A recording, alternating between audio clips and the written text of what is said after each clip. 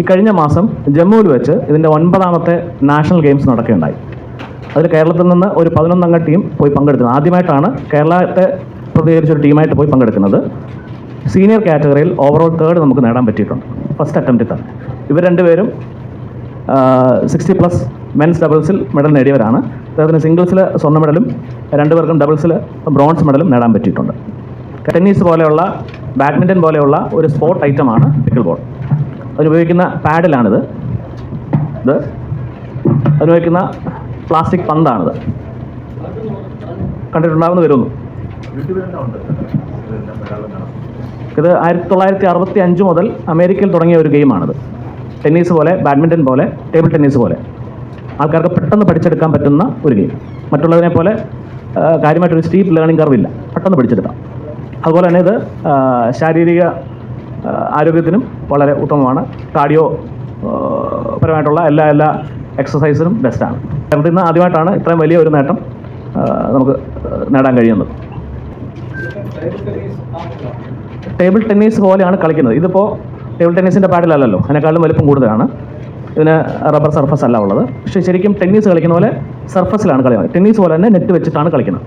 പക്ഷേ കണ്ടാൽ ടേബിൾ ടെന്നീസിൻ്റെ ഒരു സാമ്യതയൊക്കെ തോന്നുകയും ചെയ്യും. എൻറ്റയർലി ഡിഫറൻ്റ് ആയിട്ടുള്ള നിയമങ്ങളാണ്. ടെന്നീസിൻ്റെ കുറച്ച് കാര്യങ്ങളുണ്ട്, ടേബിൾ ടെന്നീസിൻ്റെ കുറച്ചുണ്ട്. ബാഡ്മിൻ്റൻ്റെ വലിപ്പമുള്ള കോർട്ടാണ്. പക്ഷേ എൻറ്റയർലി ഡിഫറൻറ്റ് ഗെയിം. 6 വയസ്സ് മുതൽ 90 വയസ്സ് വരെയുള്ള ആൾക്കാർ കളിക്കുന്നുണ്ട് ഈ കളി, ഇന്ത്യയിൽ തന്നെ. ഈ ബോൾ നമ്മൾ സർവ് ചെയ്തിട്ട് ടെന്നീസ് അടിക്കുന്ന പോലെ ശരിക്കും അണ്ടർ ആം സർവ് പാടുള്ളൂ. അടിച്ചു കഴിഞ്ഞിട്ട് അപ്പുറത്തെ കോർട്ടിൽ നിന്ന് റിട്ടേൺ ചെയ്യുക. റിട്ടേൺ ചെയ്ത് കഴിഞ്ഞ് ഒരു ബൗൺസ് ചെയ്തതിന് ശേഷമേ നമ്മൾ റിട്ടേൺ ചെയ്യാൻ പാടുള്ളൂ. അത് കഴിഞ്ഞ ശേഷം പിന്നെ എത്രയും പെട്ടെന്ന് കോർട്ടിൻ്റെ ഫ്രണ്ടിലേക്ക് വന്നിട്ട് ഒരു കിച്ചൺ എന്ന് പറഞ്ഞൊരു സ്പേസ് ഉണ്ട്. ബാഡ്മിൻ്റൺ കോർട്ടിൻ്റെ ബോക്സ് ഉണ്ടല്ലോ, അതുപോലെ ഒരു 7 അടി, മറ്റേ 6.5 അടിയാണ്. ഇത് 7 അടി ഉള്ളൊരു, അതിൻ്റെ പുറത്ത് അതിൻ്റെ വെളിയിൽ നിന്ന് വേണം നമ്മൾ വോളി ചെയ്യാനും എല്ലാം ചെയ്യാൻ. അതിനകത്ത് കയറി വോളി ചെയ്യാൻ പാടില്ല. പിച്ച് ചെയ്തതിന് ശേഷം അത് കയറി എടുക്കാം. അങ്ങനെയാണ്. ഓവറോൾ ബാഡ്മിൻ്റൺ കോർട്ടിൻ്റെ സെയിം സൈസാണ് ശരിക്കും. പക്ഷേ കളിക്കുന്നത് കോർട്ടിന് പുറത്ത് ടെന്നീസ് കളിക്കുന്ന പോലെ പുറത്തോട്ട് ഓടി എണ്ണം എടുക്കാം. കാരണം ബൗൺസ് ചെയ്തിട്ട് എടുക്കണമെന്നുണ്ടോ വെളിയിൽ പോയി എടുക്കേണ്ടി വരും. മനസ്സിലായി? അതുകൊണ്ട് കളിക്കാൻ നല്ല ശരിക്കും ഓടി കളിക്കാനും പറ്റും. ബാഡ്മിൻ്റൻ്റെ പോലെ ഒരു സ്ട്രെയിൻ നമുക്ക് ഫീൽ ചെയ്യില്ല. മുട്ടൊന്നും വലിയ സ്ട്രെയിൻ ഫീൽ ചെയ്യില്ല. കളിക്കാൻ വളരെ കൺവീനിയൻ്റ് ആണ്. കളിക്കാൻ ശരിക്കും ഈ നമ്മൾ കളിക്കാർക്ക് കളിക്കാൻ ഏറ്റവും നമ്മളെ പോലെ ഉള്ള, എസ്പെഷ്യലി ഞാനെല്ലാം ബാഡ്മിൻ്റൺ പൊട്ട് പ്രശ്നം കാരണം ഞാൻ ബാഡ്മിൻ്റന് കുറേശ്ശും സെയിം കോർട്ടിൻ്റെ ബാഡ്മിൻ്റൺ കോർട്ടിൻ്റെ അതേ സൈസ്. ഈ കിച്ചൺ മാത്രം, ബോക്സ് മാത്രം 1/2 അടി വ്യത്യാസം. ബാക്കിയെല്ലാം ഒരുപോലെ തന്നെ. നെറ്റിൻ്റെ ഹൈറ്റ് 3 അടി ഹൈറ്റ്. ടെന്നീസ് ആകുമ്പോൾ 3.5 അടി, ഇത് 3 അടി. നടുക്ക് 2 അടി 10 ഇഞ്ചാണ് എൻ്റെ ഹൈറ്റ്.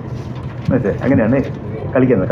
കളി ഫിറ്റ് ചെയ്തെടുക്കാൻ വളരെ എളുപ്പം. ഈ വലിയ സ്കിൽ ലെവൽ വേണ്ട, കളിച്ചെടുക്കാൻ ആർക്കും കളിച്ചു പിടിക്കും. ഒരുതരം റാക്കറ്റ് ഹാൻഡ് ഐ കോർഡിനേഷൻ ഉണ്ടെങ്കിൽ നമുക്ക് കളിച്ചെടുക്കാൻ വളരെ എളുപ്പമാണ്. ഏകദേശം 100-ൽ പരം രാജ്യങ്ങളിൽ കളി നടക്കുന്നുണ്ട്. രാജ്യങ്ങളെല്ലാം ചേർന്നിട്ടുള്ള അസോസിയേഷൻസ് ഉണ്ട്, ഇൻ്റർനാഷണൽ അസോസിയേഷൻസ് എല്ലാം ഉണ്ട്. നമ്മളതിലൊരു അസോസിയേഷൻ ഭാഗമാണ് അച്ചു.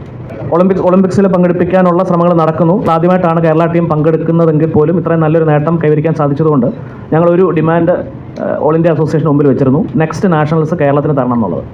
അത് ഇന്നലെയാണ് നമുക്ക് അതിൻ്റെ കൺഫർമേഷൻ കിട്ടിയിരിക്കുന്നത്. 10ാമത്തെ നാഷണൽ പിക്കിൾ ബോൾ ചാമ്പ്യൻഷിപ്പ് നടക്കുന്നത് കേരളത്തിൽ വെച്ചായിരിക്കും. നമ്മളത് തിരുവനന്തപുരം, കൊച്ചി, തൃശ്ശൂർ 3 സ്ഥലങ്ങളാണ് ഇപ്പോൾ കൺസിഡർ ചെയ്യുന്നത്. ജേക്കബ് ബിജോ ഡാനിയൽ എന്നാണ്. ഞാൻ മാവേലിക്കര സ്വദേശിയാണ്. അദ്ദേഹം റജി വർഗീസ്, അദ്ദേഹം ജയകൃഷ്ണ, രണ്ടുപേരും തിരുവനന്തപുരം സ്വദേശികളാണ്. ഞങ്ങളെ ഒരുമിച്ച് ഇന്ന് ഇവിടെ കൊണ്ടുവന്നിരിക്കുന്നത് ഞങ്ങളുടെ ഒരു ഹോബിയാണ്. 2008 മുതൽ ഇന്ത്യയിൽ ഈ കളി പ്രചാരത്തിലുണ്ട്. കേരളത്തിൽ കഴിഞ്ഞ 2-3 വർഷങ്ങളായിട്ട് മാത്രമേ കാര്യമായിട്ടുള്ള പ്രചാരം നേടി വരുന്നുള്ളൂ.